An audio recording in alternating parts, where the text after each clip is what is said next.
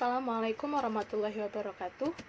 Alhamdulillahirrabbilalamin. Wabihi nasta'in wa ala umuri dunia wadin.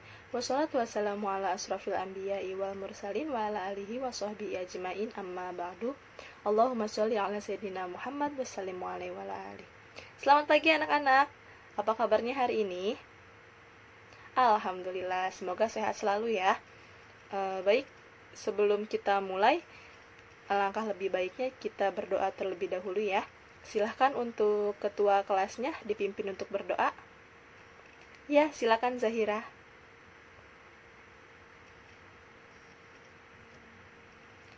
Amin, amin ya robbal alamin. Baik, untuk selanjutnya, sebelum kita mulai materinya, untuk mengisi absen, silahkan anak-anak mengisi di kolom pesan Google Meet. Isinya sesuai dengan absen ya. Tulis nomor absennya, kemudian nama lengkapnya. Sudah paham? Ya, silahkan. Sambil berjalan, silahkan disiapkan buku tulisnya, catatannya. Baik, sebelum kita masuk ke materi selanjutnya, kita flashback dulu ya ke materi minggu lalu. Siapa yang masih ingat minggu lalu kita membahas tentang apa? Ya, Sofyan? Betul sekali, adab menjenguk orang sakit. Kira-kira siapa yang mau menjelaskan kembali materi minggu lalu tentang adab menjenguk orang sakit? Ya, silakan Zahira. Baik, terima kasih Zahira sudah menjelaskan kembali materi minggu lalu. Baik, kita ulas bareng-bareng ya. Ya, tentang adab menjenguk orang sakit.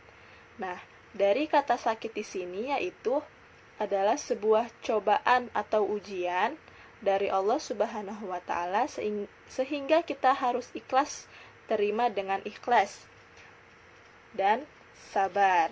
Insya Allah sebagai penggugur dosa kita. Menjenguk orang sakit hukumnya adalah sunnah. Ya, menjenguk orang sakit itu hukumnya sunnah, dengan maksud menghibur kesedihan yang bersangkutan, karena kegembiraan orang sakit dapat meringankan sakitnya.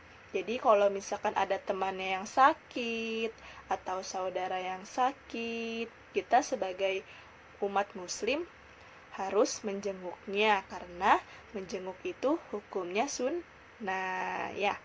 Nah, selanjutnya di sini ada hikmah menjenguk orang sakit itu. Yang pertama, itu ada memperkuat atau memperkokoh iman seseorang. Yang kedua, ada merasakan atau menyadari betapa nikmatnya hidup sehat. Jadi dengan melihat orang yang sakit, menjenguk orang yang sakit, dapat menjadi motivasi bagi kita betapa nikmatnya sehat itu. Selanjutnya ada memperoleh pahala yang berlipat ganda. Jadi orang yang sakit itu dapat berlipat pahala yang berganda. Yang terakhir yaitu dapat mengurangi atau mengampuni dosa-dosanya. Jadi untuk orang yang sakit itu sama Allah digugurkan segala dosa-dosanya. Nah, di sini seperti poin yang kedua, merasakan atau menyadari betapa nikmatnya hidup sehat. Apalagi kondisi saat ini ya, masa COVID-19 di Bogor sudah meningkat kembali. Ibu harap anak-anak tetap menjaga protokol kesehatan, menjaga 5M. Yang pertama yaitu tetap memakai masker, mau keluar pakai masker, mau kemanapun pakai masker. Yang kedua yaitu jangan lupa untuk mencuci tangan pakai sabun atau air yang mengalir ya. Jadi kalau habis pergi, habis memegang sesuatu, megang uang atau megang pulpen yang bergantian, langsung cuci tangan pakai sabun dengan air mengalir ya. Atau mungkin yang lebih simpelnya bisa menggunakan hand sanitizer. Yang ketiga yaitu untuk selalu menjaga jarak ya. Dimanapun berada tetap menjaga jarak. Selanjutnya menjauhi kerumunan. Yang terakhir membatasi interaksi ya. Jadi kalau misalkan sekiranya tidak penting untuk keluar, lebih baik di rumah ya, untuk menghindari naiknya virus corona ini. Kita berdoa sama-sama semoga COVID-19 ini segera selesai agar kita bisa segera tatap muka ya ke sekolah.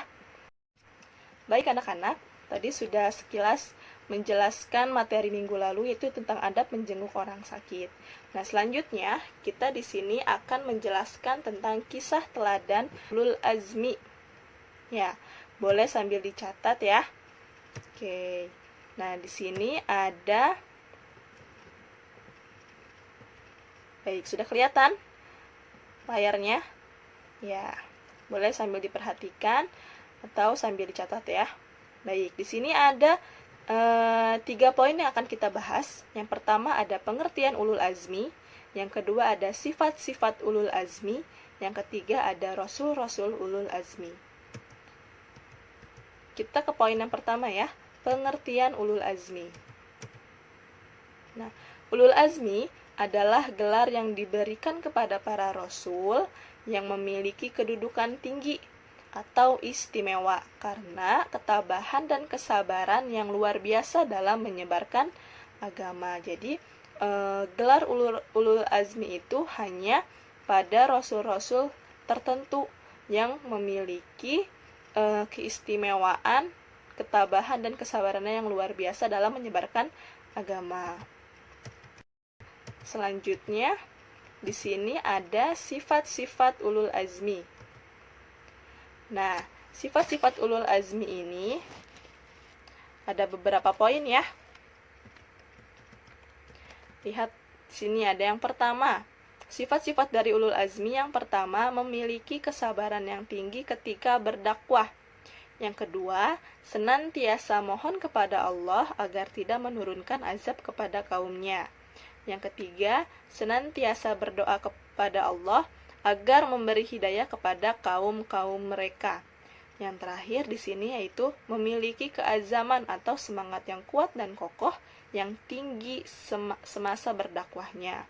Jadi di sini sifat-sifat ulul azmi ini sangat luar biasa atas kesabarannya dalam berdakwah, terus atas semangatnya yang sangat kuat dalam menyebarkan syiar agamanya.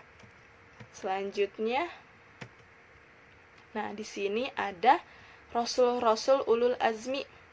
Siapa sih rasul-rasul ulul azmi itu? Baik. Nah, di sini yang pertama ada Nabi Nuh alaihi salam.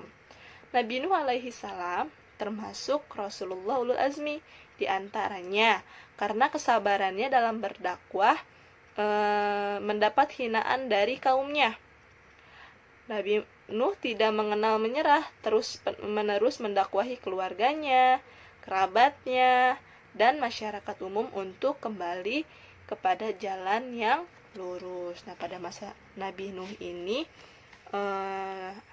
sangat luar biasa kesabarannya, padahal sudah dihina oleh kaumnya, tetapi Nabi Nuh tetap semangat untuk berdakwah pada lingkungan keluarganya, kerabatnya, dan masyarakat di sekitarnya. Selanjutnya yang kedua di sini ada Nabi Ibrahim alaihi salam. Nabi Ibrahim alaihi salam termasuk Rasul ulul azmi, di antaranya karena kepatuhan dan kesabaran serta keteguhannya dalam berdakwah. Ia harus berhadapan dengan raja dan masyarakat penyembah berhala, termasuk orang-orang terdekatnya. Bahkan, ia harus menerima siksaan yang maha pedih, yaitu dibakar dan diusir dari kampung halamannya. Masya Allah ya, pada masa Nabi Ibrahim alaihissalam ini, kenapa mendapatkan julukan ulul azmi? Karena atas kesabaran dan kepatuhannya dalam berdakwah. Padahal di lingkungan sekitarnya, teman-teman terdekatnya yaitu masyarakat penyembah berhala, dan dia tetap terus menjalankan dakwahnya sehingga dapat menerima siksaan-siksaan yang pedih seperti dibakar, diusir dari kampung halamannya. Masya Allah. Selanjutnya di sini ada Nabi Musa alaihi salam. Nabi Musa juga termasuk Rasul ulul azmi. Beliau sabar dalam menghadapi dan mendakwahi Fir'aun dan pengikutnya. Selain itu, beliau mampu bersabar dalam memimpin kaumnya yang sangat pembangkang. Bagaimana tidak, ketika beliau akan menerima wahyu di Bukit Sinai, pengikutnya yang dipimpin Samiri menyeleweng dengan menyembah patung anak sapi.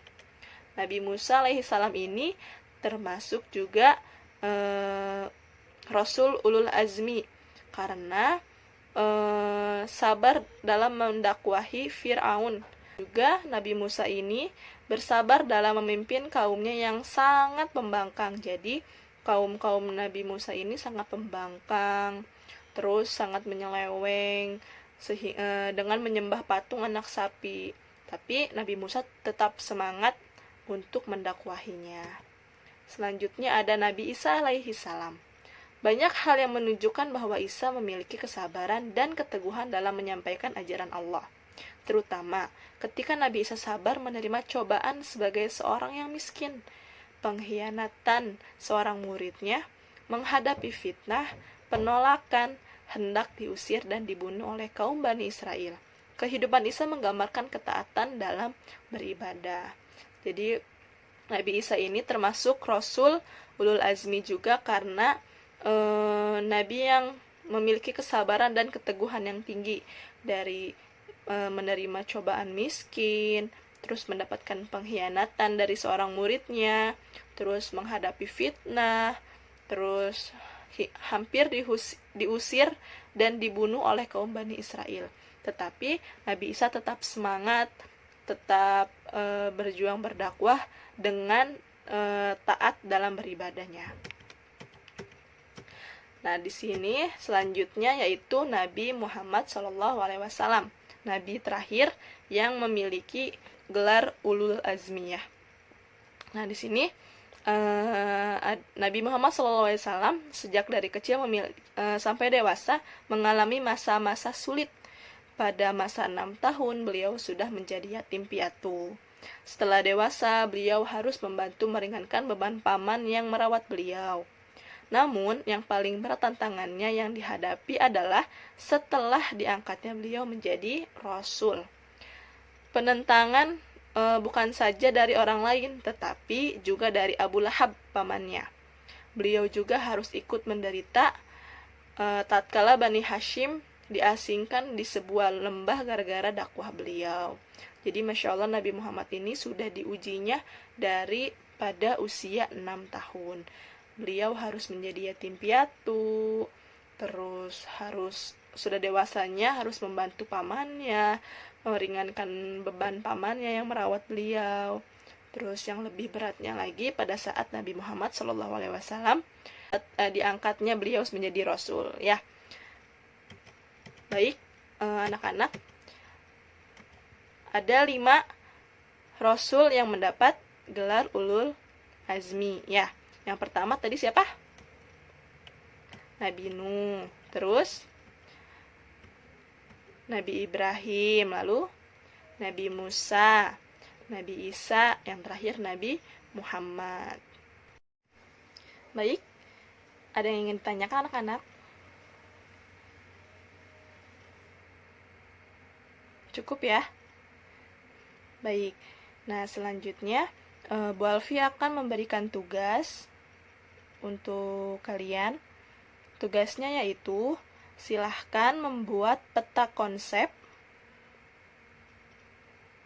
Ya, membuat peta konsep